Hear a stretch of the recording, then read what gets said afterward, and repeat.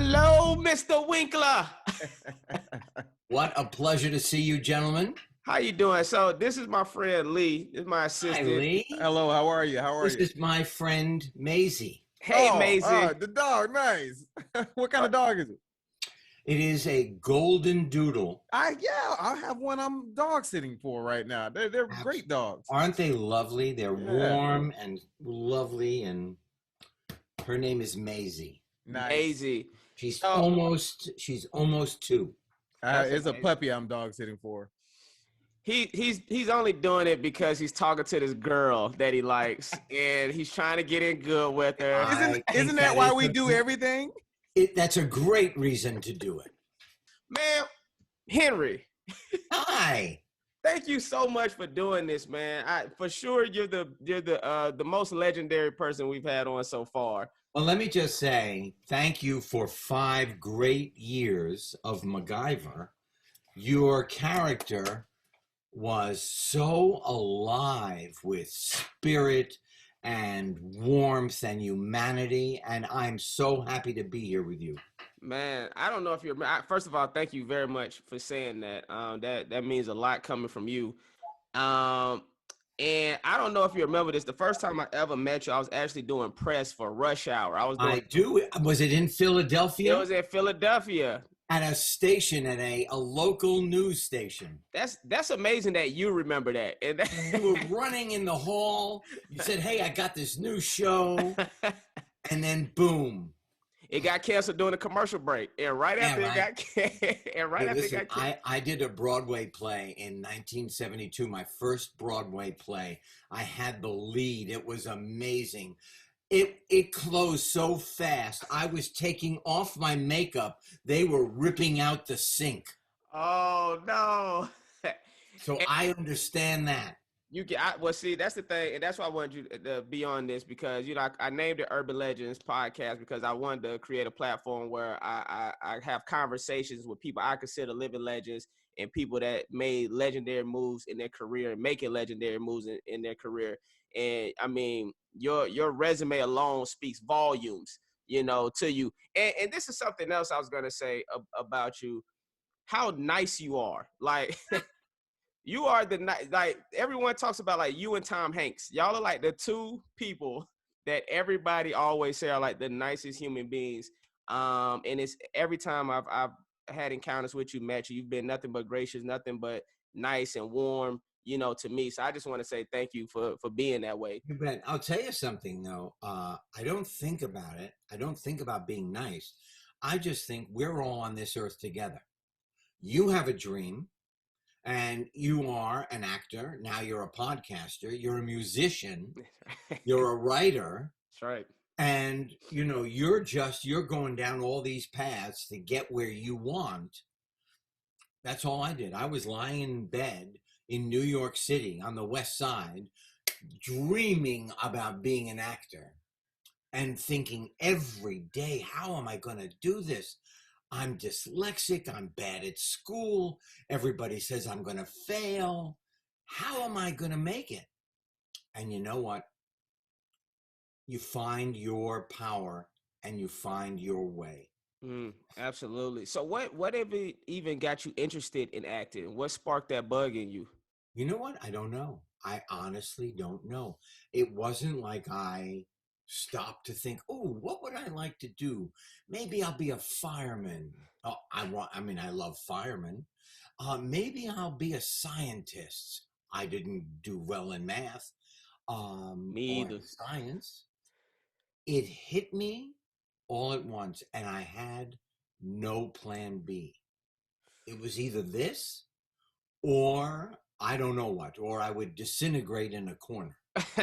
Well, I've heard a lot of famous celebrities say that, when you go into this, you can't have a plan B. I've heard Keenan Ivory Wayans say that when he got into comedy, when he moved. I met him at the beginning of his career. He came in with a script called The 5 Heartbeats. Ooh, that's crazy. That's crazy. I'm telling you, now he's one of those guys that when you're in his presence, there is greatness inside that body. For sure. I mean, he created one of the most legendary TV shows of all time, in Living Color, and worked very closely with Robert Townsend. Writing. Robert Townsend was in that meeting. Yeah, man, that's a classic movie. Anybody that hasn't seen it, The Five Heartbeats. That movie's so good. It's about musicians coming together and coming up, and like a Temptations type movie almost. It was so good. I thought they were a real group. Right. So what made him have a meeting with you? Were they trying to get you to produce it? Were they trying to get you to be in it? In the beginning, they were trying to get us to produce it, and the deal I had, the people who supported my deal were not interested. They wanted action adventure. Gotcha. So, but I'm telling you, from the minute the other person that I met like that was, and then his son and then his grandsons. Right. Right. No. I mean, it just. It's a million Wayne's family members. Oh my God! It just is in the DNA or something.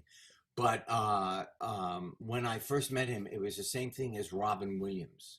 Oh wow! When Robin came and auditioned for Happy Days, he opened his mouth within 30 seconds. I knew my job was to just stand aside, say my line, and not try and disrupt his lane, because this was a man of other proportions. Well, that speaks volume about your lack of ego, because there's a lot of actors that could have seen that and been intimidated. I did a film one time, and the star, he saw the humor coming from me, and instead of letting me kind of go, he wanted to kind of bring it down. So, and he actually took one of my lines actually and used it in the film. So the fact that you were able to say, you know what, I'm gonna let him shine. He know what he's doing. I mean, that speaks volumes of your character. Well, because look, that is not. It doesn't take away from me. I look at what happened. I'm still having a great time. But you understand, and I'll tell you, if that happens to you again, this is the way I see my life. You know that toy that you punch and it goes down and then it comes right back to center? Absolutely. You blow it up, it's got sand at the bottom. That's the way I see my life. I get knocked over, I come right back to center, and I keep moving to where I need to be. Now, how long did it take you to get to that mindset? Yeah, absolutely. When you were in that movie, where is that guy now? I mean, he's been kind of missing. I literally just read on Deadline yesterday he has a new project coming out, but he kind of went MIA for a while. Right. And he will go MIA again. Right. Because that, the job we do as actors is we are an ensemble. And there can be no missing link. It all, if we don't come together, the project, the audience it'll be like sand in their eye. You know, that's actually something I was going to ask you, which was the importance of relationships. How do you feel like your building relationships with peers and coworkers have helped sustain your career and kept you going in this industry? You know, I had some relationships. There are relationships. When I was younger, I was very naive. So we would finish a project, I would make a movie, and I would think, I just spent like 6 months, 3 months, 4 months with this person. We're going to go to dinner. Yeah, we're pals. Right. And then I would call, and I'm still waiting for them to call me back. Man, so I know the feeling.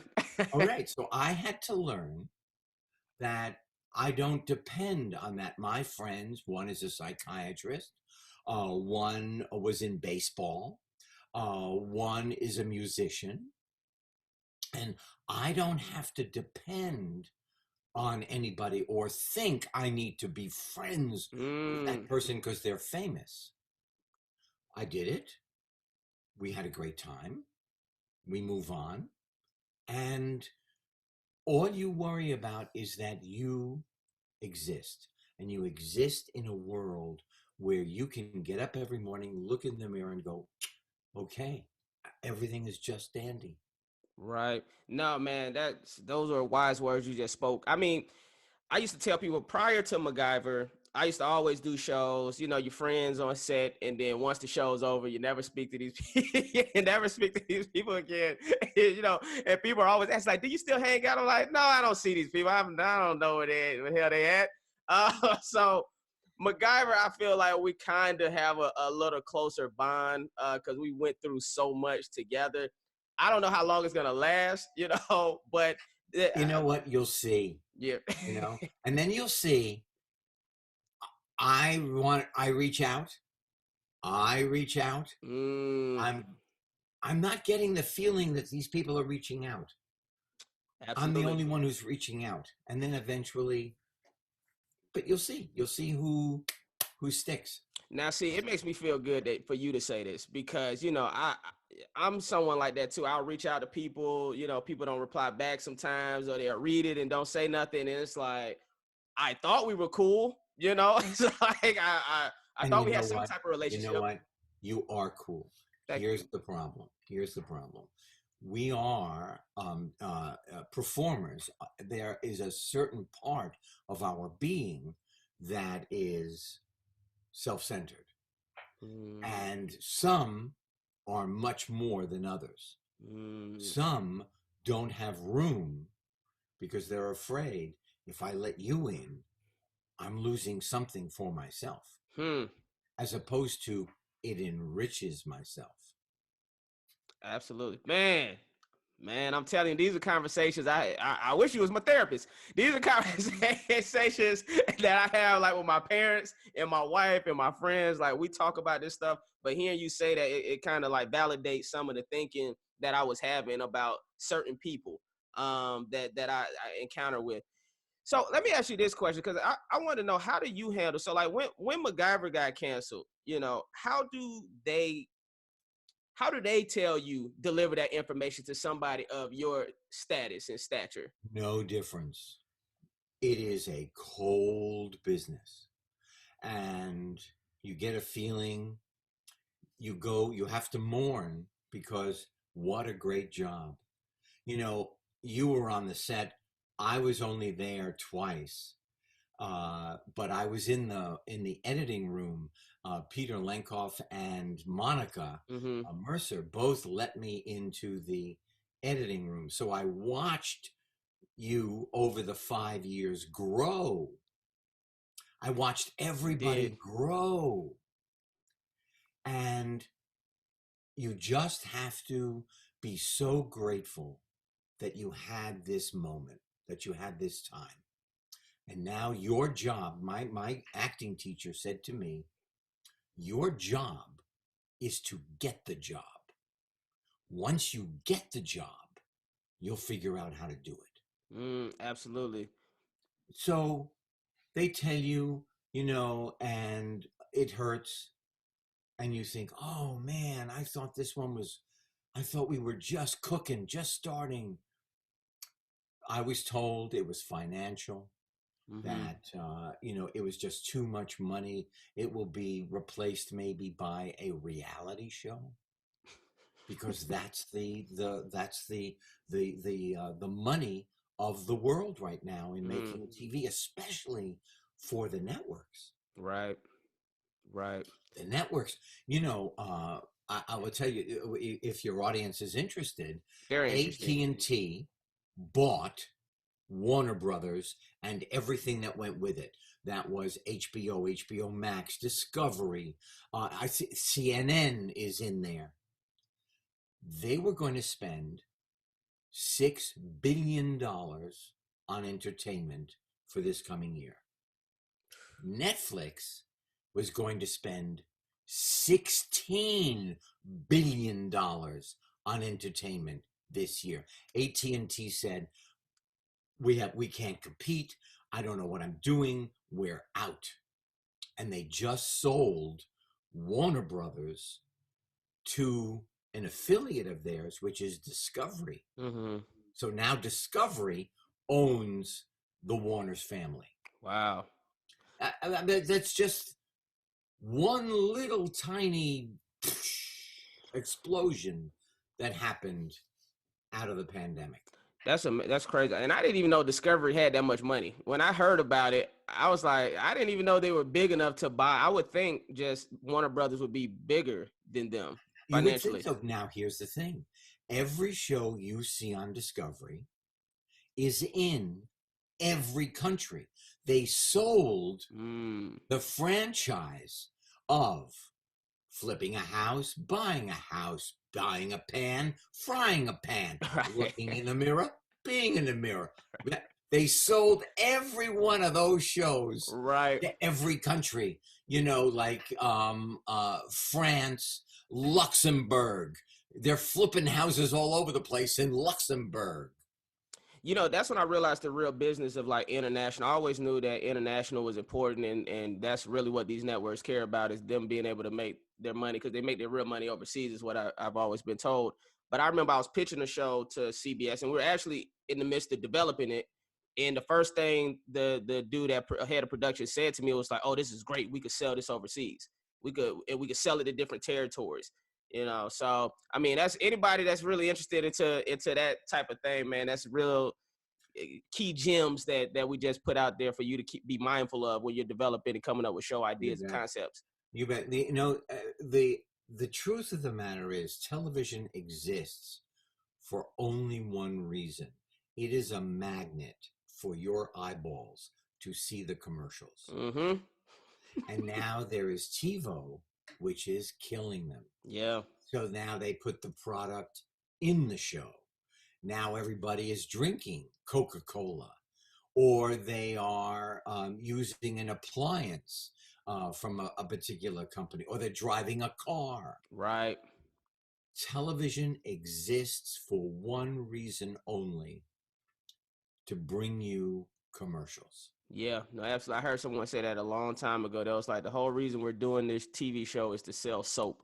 And I was like, oh, It's true. I was like, oh, yeah, man. So I want to talk about, before I want to ask you this question, because I don't know this. When I first landed MacGyver, I saw that you were executive producer, and then I did my homework and I saw you was an executive producer on the original MacGyver. Yeah. So I want to know the story about, how did you even come on board on the original MacGyver? How did you find out about it? So part of the way that ABC paid me toward the 9th and 10th year of Happy Days was they gave me a production company. So I had an office at Paramount, which was the studio. The studios were independent of the network at that time. So it was ABC and Paramount. I had an office at Paramount. I had a secretary, and I was able to hire a human being to develop shows for my company. Nice. So it was on the air, which is almost non-existent now. So that means if I bring them a show and they like it, it goes right on the air. Wow. And the very first show I brought them was an international fix-it guy. You can't go to the police. You can't go to the army. You can't go to the fire department. Who do you call? You call MacGyver. And they said yes, and it ran for 7 years. That's crazy. It was amazing. We would shoot the show with Richard Dean Anderson. We had I was very fortunate, two great MacGyvers, Lucas and Richard Dean. Absolutely. Richard Dean, when we were looking for the original, walked in. He was so handsome. There must be 15 or 20 guys that are ugly, because he got it all. Right. So now everybody walked in and got a big belt buckle, and they're just dripping like, I'm a star. And then Richard Dean walked in, and he rummaged around for his glasses so he could read the script. And just that imperfection, he got the part. And then he was an unbelievable team member. He really was. He would do anything to make the show better. Like Lucas. And then, so we did 127 episodes, maybe, Wow. in the first run. And then 5 years later, they had 3 producers who tried to get MacGyver back. 2 of them failed. Peter Lenkoff got it on the air. And I met with him for lunch. And then I was invited to edit the performances for 5 years. And it was just thrilling to watch all of you actors get better and better and better. The relationships got stronger and stronger. Hey, shout out to Peter Linkoff. I always tell him, he gave me the job, so I'm always thankful, and appreciative to him for that. He called me in. I think CBS had recommended me because I just came off a Rush Hour, and he met with me, and we had a good meeting. And right after I left the meeting, I basically got the offer to do MacGyver. So, and something else that you said that, which is true. I grew so much as an actor doing that show. I'm a comedian through and through. So, I come on the show, I'm loud, hey, everybody, and then I get on the show and everybody's whisper talking. Everyone's talking like this. And I was like, oh, I guess I got to break it down. I guess I got to, oh, you want me to talk like a regular person, like a human being? Okay. Yeah, but Justin, here's the thing. You knew that. You saw that. You were open enough to absorb that. That's what being great is. Wow. And then in the last season, your relationship, was it with your mom? I love that. All right. So could you have done that in the first year? No. But just look at what you took in and what you understood. That's the real mark of an actor or somebody who is sitting in Idaho and wants to be one. Right. Absolutely. So tell me about your training. I want to talk about, like, I saw you went to Yale School of Drama. Yes. How did you get in? What did you learn being in that school? So there are a few things. I'm dyslexic, but I mean severely dyslexic. So I'm in the bottom 3% academically in America, and that is qualified. That's not like I'm just joking. I was told I would never achieve. I wanted to be an actor, as I said. So I thought, how do I do this? And I don't want to be a flash in the pan. So many actors are like that magic paper you light on fire and then it's gone. I don't want to do that. I wanted to be the long haul. So training was very important. Acting is 5,000 years old. So there are rules. So I went to Emerson College in Boston and I studied theater and psychology. Wow. Then that's a great mix. I don't know how I did it, but I got into the Yale School of Drama.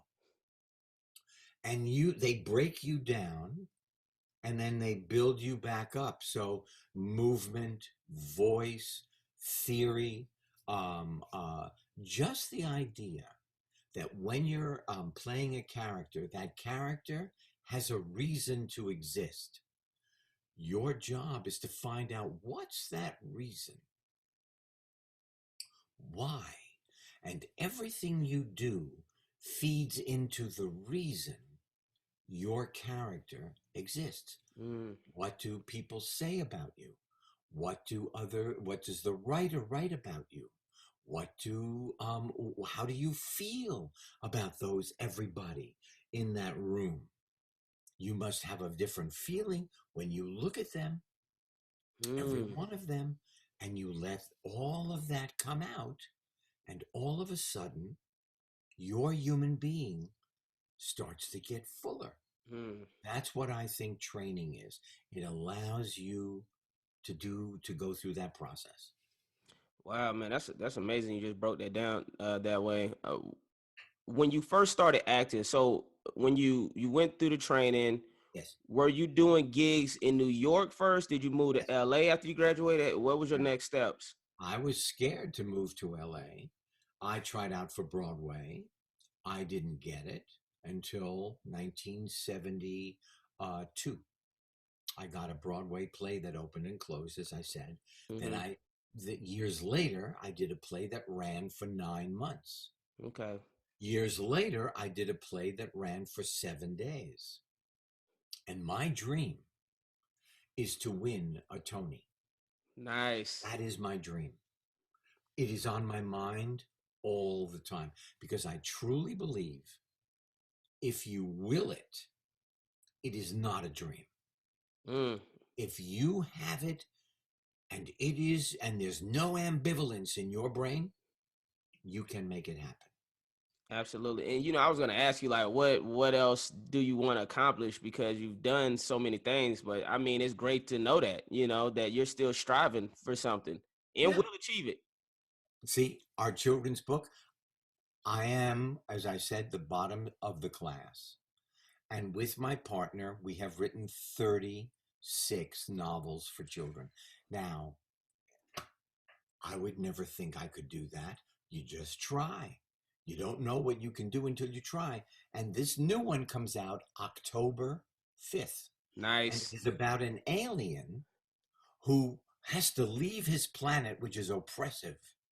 He comes down and lands on the only address he knows on Earth, which is the back lot of Universal Studios. Nice. Who's going to complain about a rocket ship on the back lot of a studio? And what I realize is that every character that my partner and I write is about the kid just on the outside looking in. I want to be over there. How do I get in over there? I'm just on the outside. So he is a cobalt blue alien. And Nice. he figures out how to get on a sitcom to play an alien because he's already got the costume. Can't beat him. You can't. It's authentic. He's the alien. It's called Alien Superstar. Everybody. So y'all make sure y'all pick that up when that comes out.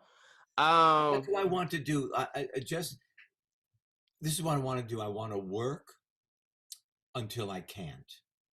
I want to be a great a husband and a father and a grandfather until I can't. And I want to fly fish until I can't. Nice. All right, so what was it? Because I would be crazy to not bring up Happy Days while I have you here. Sure. What was that like? The process, like, where were you at in your acting journey prior to landing Happy Days? Okay, so I just finished The Lords of Flatbush with Sly Stallone. Nice. I made it for a year, 12 months for $2,000. That's what I was paid. But it was a great experience. I did commercials. I worked in front of a camera and I sold coffee or American Airlines or toothpaste. Shine your teeth.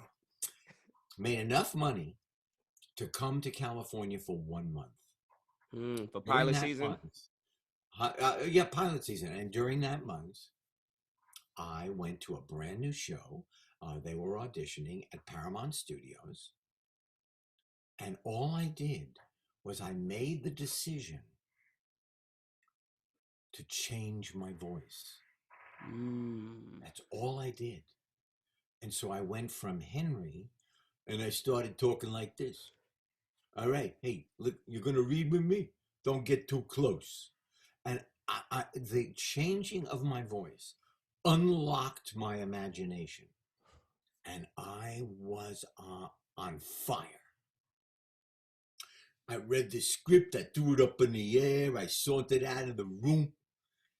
And at the end of my $1,000, when I had to fly back to New York, they called and said, would you like to play this character? And I said, when he takes his jacket off, who does he have to be cool for? When he's in his apartment, if you let me show the emotional side to this guy, it will be my pleasure. Now, where I got the nerve to talk to this producer like that, I don't know. He said yes, I said yes, and for the next 10 years, I went, hey. Man, that's amazing. So, okay, well, when that character took off, what was it an immediate, like, soon as you came on, like the character immediately like took off? Could you see like my life is changing immediately, like once you came on the air with that character? It was unbelievable. So we're on stage 19. We're here. Talk about a circle. Stage 19, Paramount, 10 years, 3 cameras, shooting Happy Days. 2 years ago, the end of season 2 of Barry on HBO, Which I want to get to. the last scene I do is on stage 19 on Paramount Lot. Wow. So I got the Fonz when I was 27, and I got Gene Cousineau on Barry when I was 72. Just flip the numbers. So now I'm doing it, and of course you don't know. You don't know what's happening in the world. You're just on this soundproof stage. You're doing the best you can. You're trying to be funny. You're trying to tell the story. I got $1,000 to fly to Little Rock, Arkansas for the newspaper down there. I think it was called the Constitution. And I was going to sign autographs at the mall and sponsored by the newspaper. We shoot the show, we shoot Happy Days, Friday night, 7 o'clock. It was in front of a live audience. Finished at about 11, got to the airport, got on the plane, got to Little Rock, Arkansas about 4 in the morning. I'm about to get off the plane, and there are a whole bunch of people. And I said to the stewardess, there's a party going on. How do I go around them? I don't want to mess up their party. Mm-hmm. He said, I think they're here for you. Wow. 3,000 people in 50s garb, in poodle skirts and leather jackets were there to greet me when I got off that plane. Now I'm surrounded by police walking through the mob. And at that time, the girls wore strawberry lipstick. And the smell of that strawberry lipstick hung in your nose for weeks.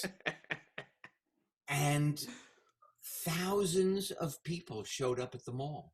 That's how I knew we must be doing something right. Now, I want to let you know something. When I get off the plane, there's one person to greet me to tell me to get back on the plane and get out of the city. So that's amazing. Continue. I'm listening. Okay. So now, all 4 boys, we go on a press tour. Potsy, Ralph, Richie, and the Fonz. Okay. Ron Howard, Don Most, Anson Williams, and me. We go to Dallas. Can I curse on your? Absolutely. See, I didn't cuss because it was you. I cuss all the time on this podcast. Part of the story. Yeah. So we're in Dallas. 25,000 people come to say hello to us at Neiman Marcus, at the department store, which is how, homed, I just made up a word, in Dallas. Now there is a group of 25,000 people in front of us, and our limousine is on the other side of them. Don Most gets a little nervous in crowds. Ron doesn't quite know what's happening. Anson says, what are we going to do? And I did this. Honest to God, it just came to me. All right, listen up. You're going to part like the Red Sea. And we're going to walk through you, and there are 4 of us and a lot of you. You're not going to touch us. They backed up and built a corridor. Wow. Now we're walking. And the guy, and somebody yells out, hey, the Fonz is short. I went, hey, fuck you, I'm not short. They went, oh, he's so cool. I went, now you got it. We got in the limousine and took off. And that is, word for word, an actual story. that is just like, it was amazing. Man, that is amazing. That's an amazing story. Have you written a book yet about your life, your biography yet? No, I didn't. I wrote a book that was supposed to start off. It's called, well, because I love to fly fish for trout. Okay. All I've right. never met an idiot on the river. Straight up. Shout out to Yeah, that. that's what it's called. It started off as a book of photographs that I took while Oh, amazing. being on the river. That's And nice. That's out of beautiful. that came, I wrote everything that I learned from the zen of fly fishing, because it's really, you can't concentrate on anything else but that fish. And then, so that's the only book. And Because I'm sure you have so many other stories and tales about this. Okay. This is I think two other questions about Happy Days, sure. which is one, were you married or did you have a girlfriend around that time? Because I want to know, how did you deal with women during that time Okay. period? You have there are a lot of ladies want to be with you because you're on television. Mm-hmm. It hurts your feelings because eventually you find out they don't care about the you, they care about the perceived you. Mm-hmm. So you have to be very careful, and you have to use your instinct. You have to really not use your brain, not use other parts of your anatomy. You have to, well, sometimes you can, but you have to use Straight up. your instinct. And you have to know this person is authentic. Mm-hmm. And it's going to be fun to spend time with her. And if we don't get along as human beings, that's a different story. Right. But there were women who wanted me to sign certain parts of their anatomy that are above their belly button. Hey, shout out to that. So, and now You know what I'm saying? now I can't do that Right. because Of course I'm not. afraid, because I'm a short, worried Jew. I'm afraid that the ink is going to get into their bloodstream. So I don't do it, but the view is nice. Right. Then, uh, the, you're sleeping in a hotel. There's a knock at the door at 3:00 in the morning. You open it up. Is it a really attractive woman? Am I disturbing you? I said, no, I was just writing the Magna Carta out from memory. You're not disturbing me. Right. But thank you very much, because you don't know what their intention is. You don't know how close the lawyer is. Hmm. So it's a little insulated. You have to insulate yourself. You have to be very careful.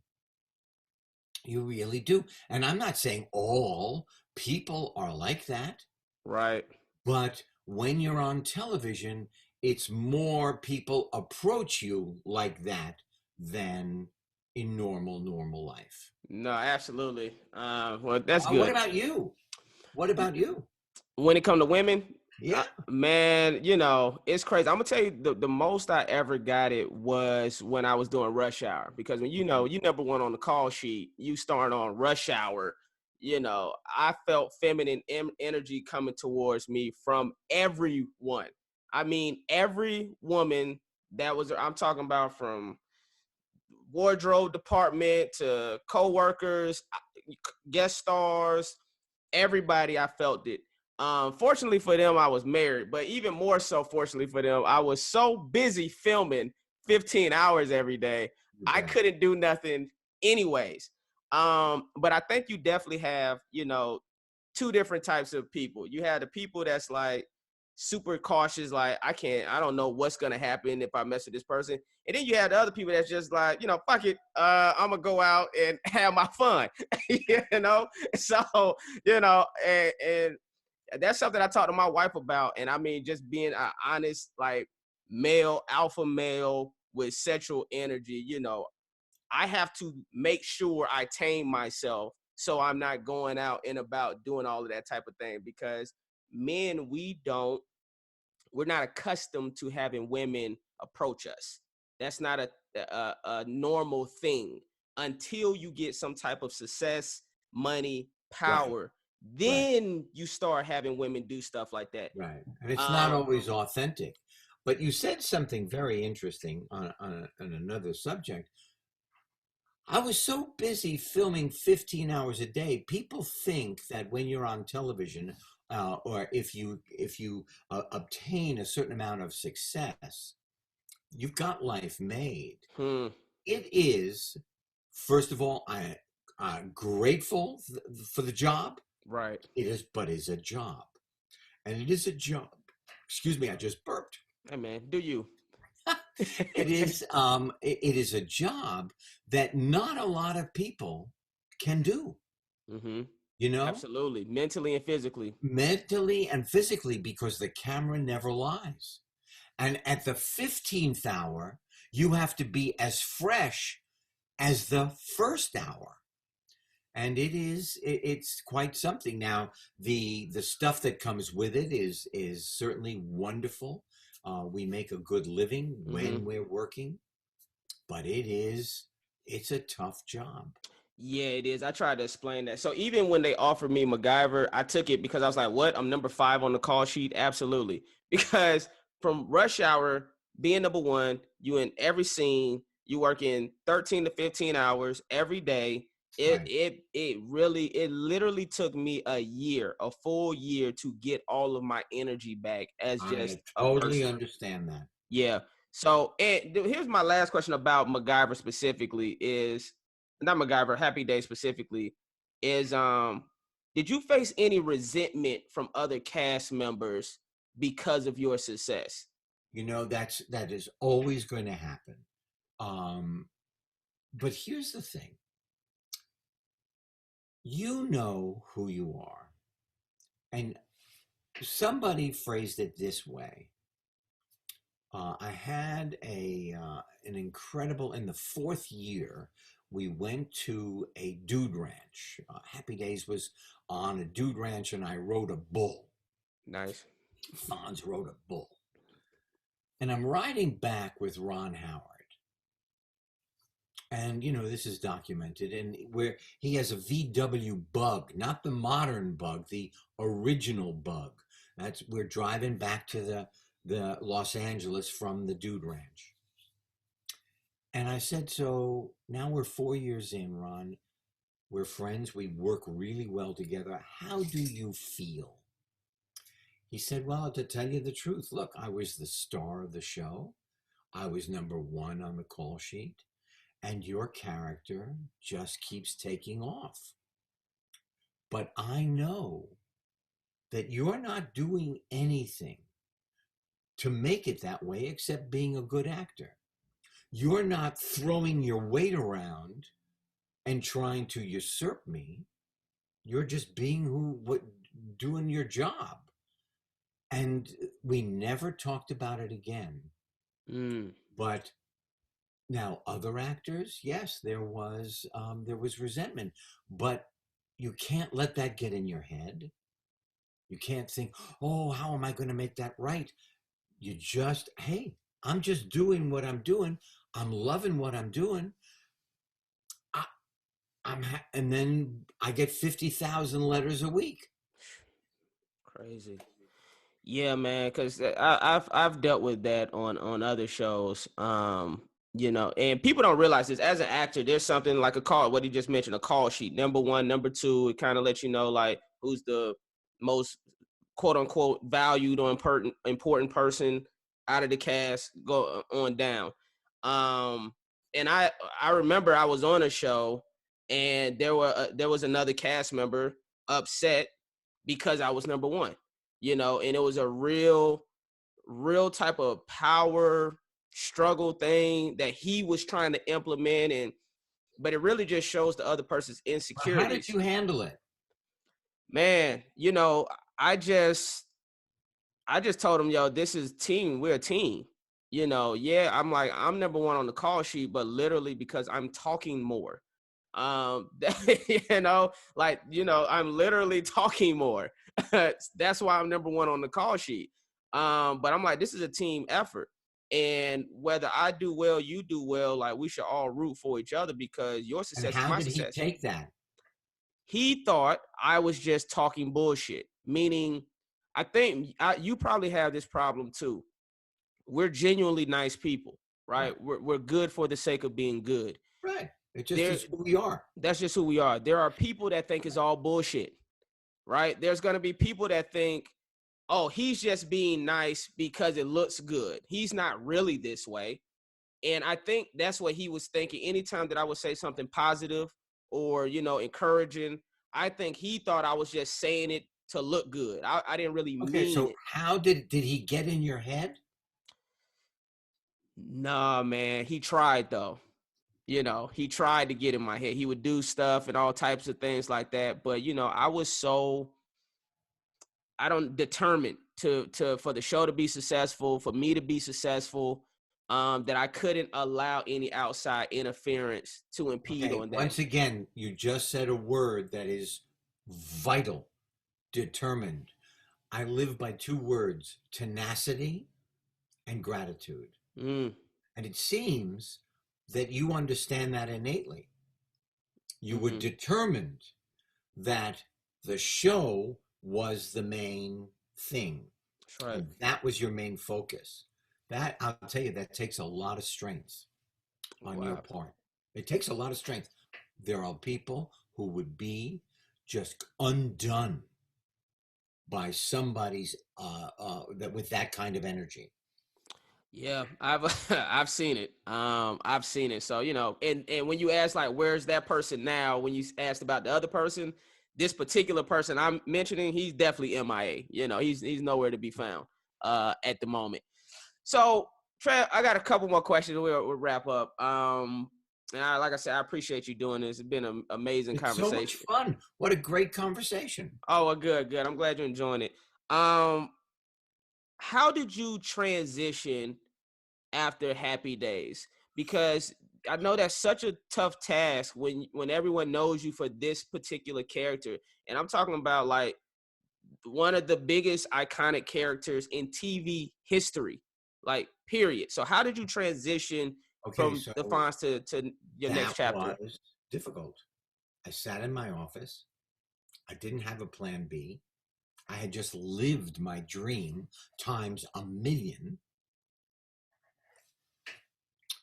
And then I didn't know what to do. And then I would get scripts that were just Fonz-like. And then I couldn't get hired because people would say, he is so funny. Or he is a wonderful fella. Oh, we like him so much, but he was the Fonz. Now, just before that, while I was still doing the show, I thought I was going to go from mountaintop to mountaintop. I thought I was going to beat the system because I got all this mail from all over the world, 126 countries. I got gifts in the mail. And then all of a sudden I looked down and there were grass stains on my jeans because I had slid all the way from the mountaintop into the valley. Now I'm not being hired. Now, two things. I was smart enough. If you don't know what to do, don't do anything. Mind percolate because it will come. Number two, what am I going to do? It's 9 years from the time Happy Days ended until my next real acting gig. So I started to produce that's when I got the company. And then MacGyver came, and then Sightings came, which was the study of all things paranormal. And then we did a kid show for Disney called So Weird. Then I started directing. Now the directing didn't work out very well. I did like 2 or 3 feature films. I did 2 or 3 movies for television, one starring Scott Baio. I won the Emmy. Wow. The Daytime Emmy for directing. It worked. But So it worked out kind of okay. kind of, but you know what I was? I honestly, the way I see myself, I was like a lawnmower that you had to pull Mm-hmm. and it never got started. That was my directing career. Oh, gotcha. It Gotcha. was spurts and spots and stops and, you know, and then I never let go of my dream to act. And then it started to take off again. And then slowly, the Waterboy, Scream, Parks and Rec, Arrested Development, and here we are at Barry, which we start filming again in August. Thank God. I love that show. Thank you. I love that show. Thank you. Yeah, because I'm in a similar spot on a way lower level than you were. When it comes to I'm getting auditions, it's basically Bozer. It's how I'm seeing it. It's the same type of character. And I'm like, I don't really want to play the same character again. I want to do something different. I'm very into producing. I'm developing some things, and I'm at a point where it's like I know I could do comedy, I could do drama. I want to have my show, right? Like the Justin Hire show, whatever that is for me. My Atlanta, whatever my late night show, whatever it is, like I want to develop that. But what you just said, which is if you don't know what to do, don't do nothing. Just kind of. So that's I know my reps are looking at me like I'm crazy right now, because they're like, Justin, we send you these auditions, and I'm like, but my heart isn't in that right now, and I don't feel like my audition's gonna be that good, and I don't know if I'm gonna be happy doing that.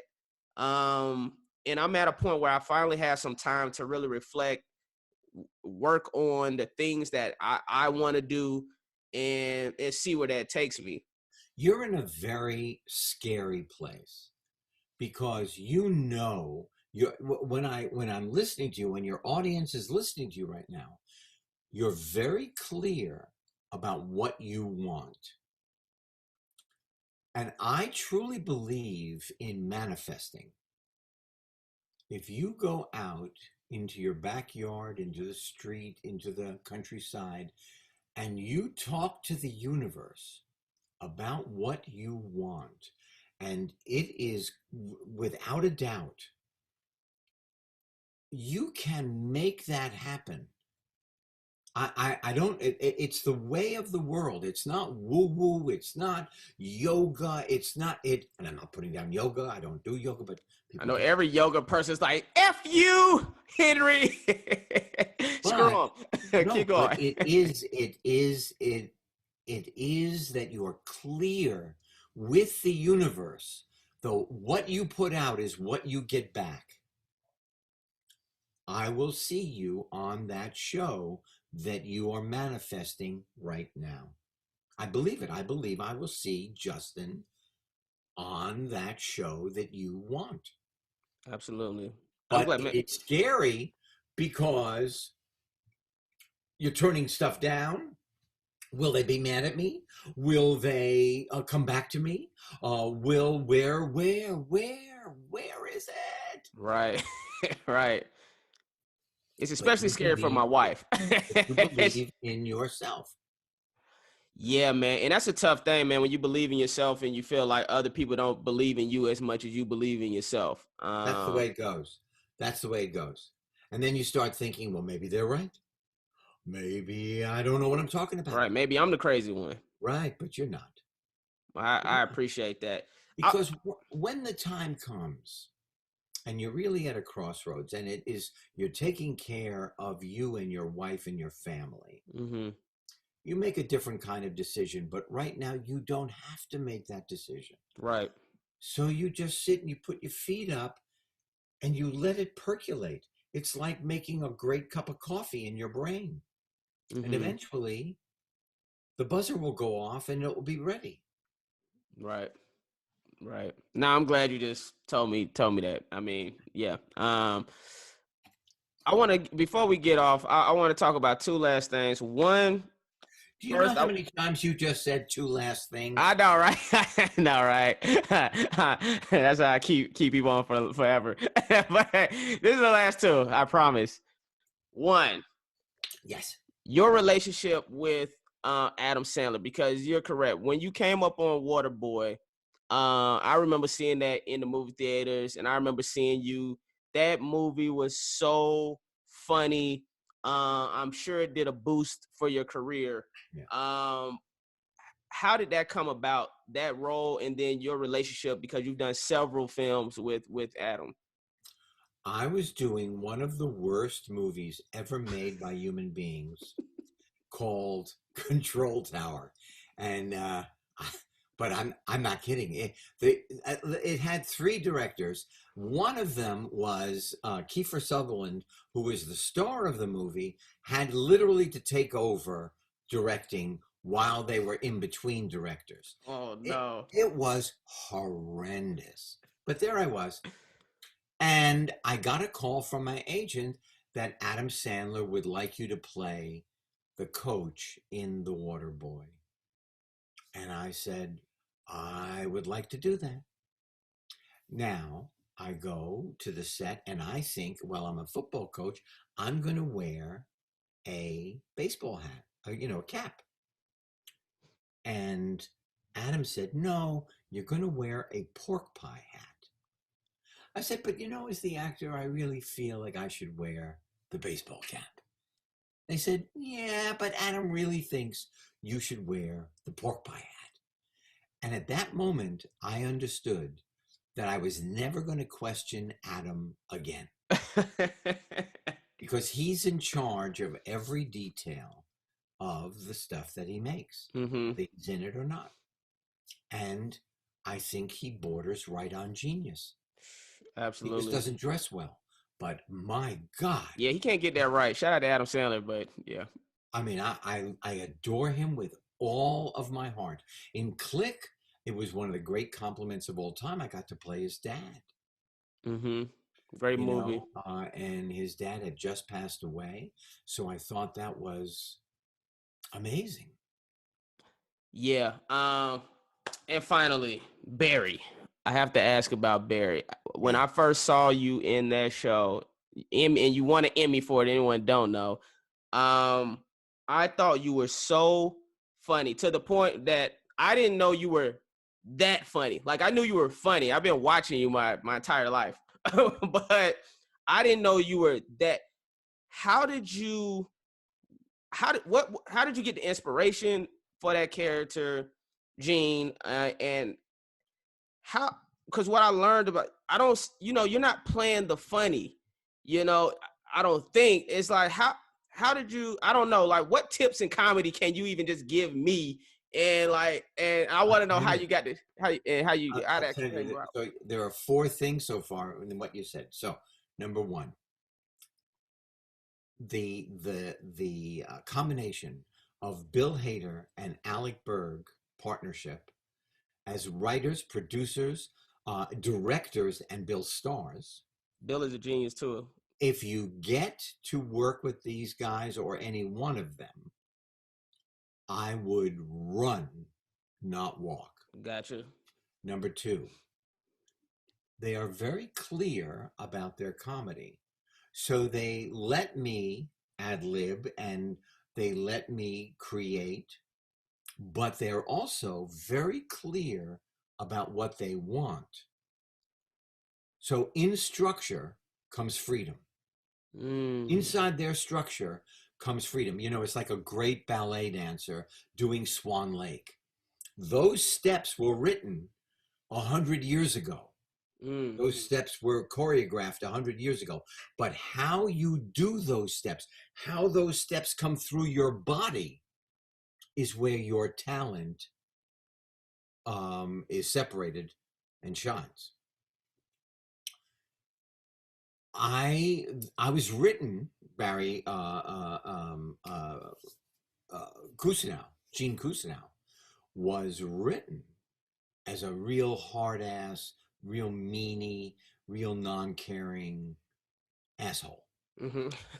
And I, just by the way I talked to the actors and stuff, they saw him coming out of me, and they wrote and retilted the character so it included who I was. Mm-hmm. The other thing is, I had 14 teachers from Emerson and Yale. I taught 3 or 4 master classes in my life at Northwestern, at Emerson, and at South by Southwest. And I took all of that and put it in and churned it up, and out came Gene. Man, classic character, well-deserved Emmy win. I was rooting for you. I knew you was gonna win it anyways. Because when I literally saw the first season, I said he's winning an Emmy for this, because it was I was blown away by how amazing you were. That's it, man. I mean, I appreciate a great you. time or what? Man, phenomenal time, man. Thank you so much for doing this. Like I said, I created this platform, Urban Legends Podcast, to celebrate people I feel like are living legends and have made legendary moves in their career. Let me tell you something. You're really good at this. You're really, really good at this. Now, you have to understand, I've been doing this for 45 years. I've been interviewed by a lot of people. This conversation was amazing. It was so filled with humanity. I love being here with you. Oh my God, thank you very much. I'm gonna take that snippet, send it to Kelly Call, and tell him to give me my late night show. So you know what? Do that. I will. But man, thank you very much. I mean, you're a blessing to me. Wish you nothing but continued success. I hopefully we'll work together on something else down the road one day. And if not, just know that I appreciate you. I love you. I thank you for all those kind messages you've ever sent me. And yeah, man, just thank you. Well, it is a pleasure, and I cannot wait to watch what you do next. Nice. All right, I'm out of here. Do my best to your wife. Will do. Peace. Sway.